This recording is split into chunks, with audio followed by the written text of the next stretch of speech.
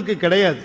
அவர் ஒருவருக்குத்தான் சடாமுடி உண்டு, அவர் ஒருவருக்குத்தான் பிறை உண்டு, அவர் ஒருவருக்குத்தான் கங்கை உண்டு, அவர் ஒருவருக்குத்தான் சிரமாலை உண்டு, அவர் ஒருவருக்குத்தான் 3 கண்கள் உண்டு, அவர் ஒருவருக்குத்தான் அருவம் உருவம் அருவுருவம் என்ற நிலைகள் உண்டு, அவர் ஒருவருக்குத்தான் 3ஐயும் தாண்டிய சொரூபம் உண்டு, அவர் ஒருவர் தான் பன்றி கொம்பணிந்திருப்பார், அவர் ஒருவர் தான் சிரமாலை அணிந்திருப்பார், அவர் ஒருவர் தான் எறும்பு மாலை அணிந்திருப்பார், அவர் ஒருத்தர் தான் சுடுகாட்டில் இருப்பார். வேற எந்த சாமியாவது அந்த ஏரியாவுக்கு போதா பாருங்க. எல்லா சாமிக்கும் பயம் சுடுகாட்டை பார்த்து. நம்மால் அங்கே டயஸ் போட்டு ஆடுறாரு.